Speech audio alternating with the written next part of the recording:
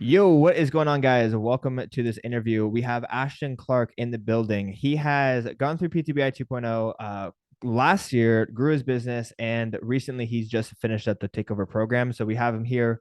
We're going to ask him a couple questions about what he's learned through the process, how he's grown, and where he's at today. Ashton, welcome back, dude. I know it's been a minute since we've had you on. Why don't you go ahead and tell people what's new? I see you're rocking a Star Fitness shirt. So Yes, fill people in sir. it, fill people in on what's been going down. So to begin with, since joining PTBI 2.0, or the original actually, Hmm. is that I'm established as an LLC, so I have my own brand slash I'm a CEO. I have my own employee now. Everything is looking really, really good when it comes to actually being a business owner. Um, since the last time I came on here, I think I was barely like starting. Like I was probably like 3 or 4 months in, and I was just taking off and I was just riding the wave. But now it's like actually feel like I've established myself as a business owner. Almost not really, but like mentally it's a lot different. You start to understand like business in a whole different perspective when it comes to like systems and all that sort of stuff, but won't dive into that. But everything's pretty amazing, bro.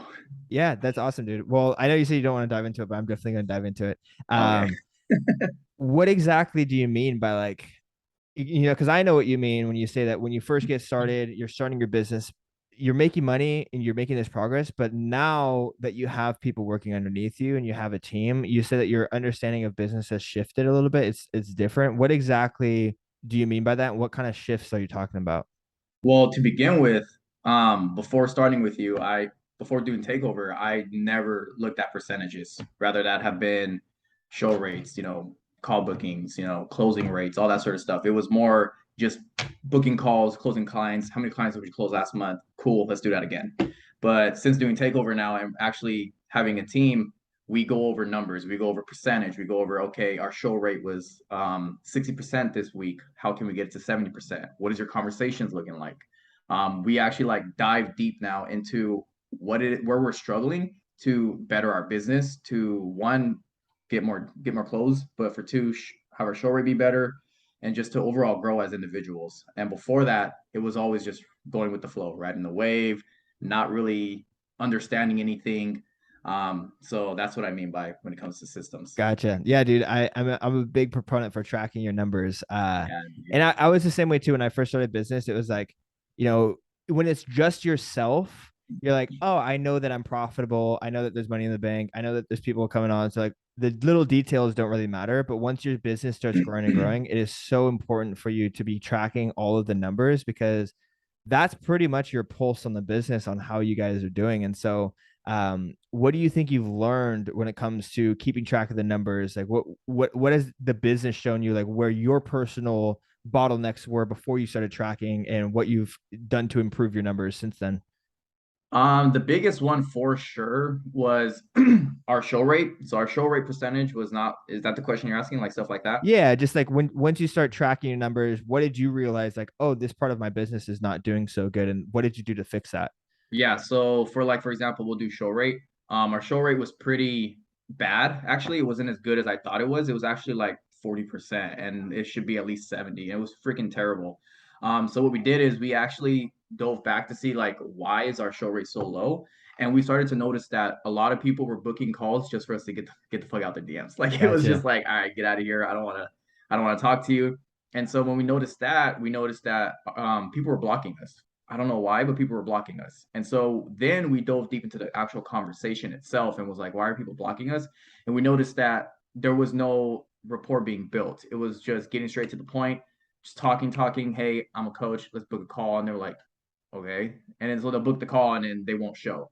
So then instead, what we started doing is taking our time with doing outreach and stuff like that, or talking to our potential leads and actually building a relationship with a lot of people so that our show rate actually increased by a lot because people now understand like, oh, I've talked to Ashton, and so I know who's going to be calling me tomorrow or who's going to be calling me later today. It's not like some random scam account who's just Mm. trying to book a call real quick and then they sorry, they then breathe for a second after the conversation and they're like, what the hell just happened? Like I just booked a call with some random ass stranger and like within 5 minutes. That Mm. makes sense. Yeah. So So then Yeah, so with that, that's what I've learned is like when it comes to like show rates and stuff, and when it comes to closing, we would go back to like the actual sales process and like, nerdy stuff like that. I love it. I love it. Why don't you go ahead and tell people where you were before joining Takeover? Because I know you had gotten to your business and you got into a plateau multiple times. You kind of just kept hitting this wall to where it was hard for you to break past it. What was that wall like for you? What did it look like? What were the constraints on your business that was keeping you from going forward? And how did you break through that going through Takeover? So the biggest thing before joining with you was my income cap. It was capped at a number, and I couldn't get past it at all. No matter what I tried, no matter how many outreaches I did, no matter what I did, I just couldn't do it for some reason. And then that's when joining with you, you're very you're very like straight to the point. You're like, let's just get it rock and rolling. Where's your business app? What are you doing? And what can we fix? So then we started figuring out my schedule. So I was wasting a lot of time. I was sleeping in, all that sort of stuff. I still sleep in every once in a while, but I was sleeping in. I was wasting a lot of time. I wasn't putting all my time towards my business. And so then that was the first thing. And then from there, I started looking at numbers. I started realizing, okay, show rate was bad. And then call booking alone was bad, right? Call booking was pretty bad. I would go based off of like a perfect example, actually. I would always DM people, and I said this in the last time we met on the podcast as well, as I would always message at least 90 to 100 people a day, Mm-hmm. and I wouldn't go to sleep until I booked one person. Well, Mm-hmm. that's like a 1% booking rate. Now that I know the percentage should be, at least 3%, well, that's how I look at it. Mm-hmm. I should be booking three people then. Mm-hmm. So now it's like I'm not going to sleep until now I'm booking two or three people. So then that's where the mentality shifted on that point too, is because when all these numbers started showing in front of you, you start to realize just where your actual plateau really was. And that's basically like the effort you're putting in, all that sort of stuff. So instead of booking one person, now I was booking two to three. And Mm-hmm. instead of my 40% show rate being a 40%, it was now being a 70%. And that's when you start seeing the numbers start to, stack up on each other. And that's how within being with you, I've doubled my income. Literally, bro, like within a week, I'm making more than what I was making like a month and a half working for somebody else. But yeah, so that's where I feel like I've learned with takeovers, like all the numbers perspective. That's really interesting. So going through Takeover, it's not like you were doing any more work on top of what you were doing before, but you were just being way more efficient and realizing that you were losing so much gas, just not really paying attention to the Right. the numbers, right? Exactly. I mean, dude, you're totally right. If 100 messages, you're gonna send them anyway, but just being more efficient with that and getting 3 calls booked a day, and then having your show rate from 40 to 70%, and you're still doing the same amount of work. You're just being more efficient with it, but you're getting way better results. So that's freaking awesome, man. Yeah, that's why it's so crazy how the first year doing this, I didn't even look at none of that stuff. I was Mm-hmm. just going with the flow. I was making money, bills were being paid, I had extra cash sitting in my account, so I felt like everything was good. And then that's when I started, actually understanding like, oh, I should be really taking this more serious and starting to learn about the numbers and stuff because this is what I want to do for the rest of my life. So it's Mm-hmm. like if you want to do this for the rest of your life, you need to start learning this stuff. You have to start keeping track of your numbers because if not, you're gonna be stuck somewhere and you're not gonna know how to break it. Yeah. I know through this process we've hired a couple people, we've let go a couple people. Right now you do have an assistant coach that's been doing pretty well. What is the process of hiring taught you about business, and also how have you grown through the process of building a team? Well, hiring is doing interviews alone is pretty crazy because you have to sit there and read their body language because when people do an interview, they're gonna sit there and tell you what you want to hear. So you're gonna have to understand like, can I really vibe with this person or not? And so when it came to hiring people, it's actually like not as hard as people may think it is, but it's also not easy because this is gonna be your team. Mm-hmm. Because once you get the hiring going and you're like, okay, I want to do this person, they can be completely different one week into the being with you. So you have to really understand like who it is you're hiring and who you actually want to be working with.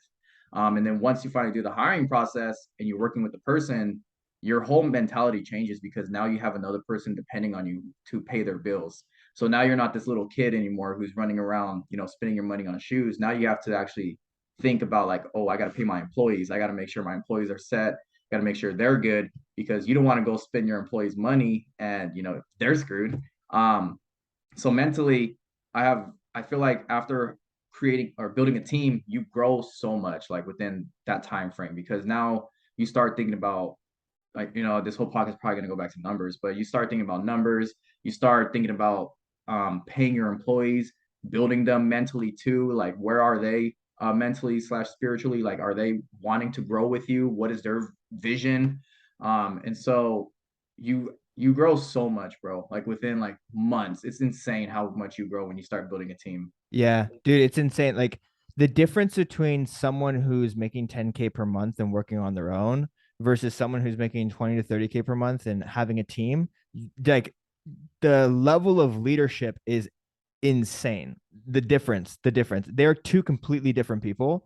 And what's interesting is like when you grow into becoming a team leader, you have to become more and more selfless and take on more responsibility. This is Yeah. something that I've learned recently scaling my business is, people get into entrepreneurship to enjoy freedom, but the deeper and deeper you go, the less freedom you have, the more responsibility you have. And I think you summed it up very, very perfectly. It's like, you don't have shoe money anymore. You have, your team. But at the same time, there's no better feeling than building a team, helping more people. I personally feel like business isn't fun until you start hiring team members, because then not only do you have your clients, but you have someone you're working with alongside every single day that you're able to go to war with, and it's just Yeah. makes things a lot more fun.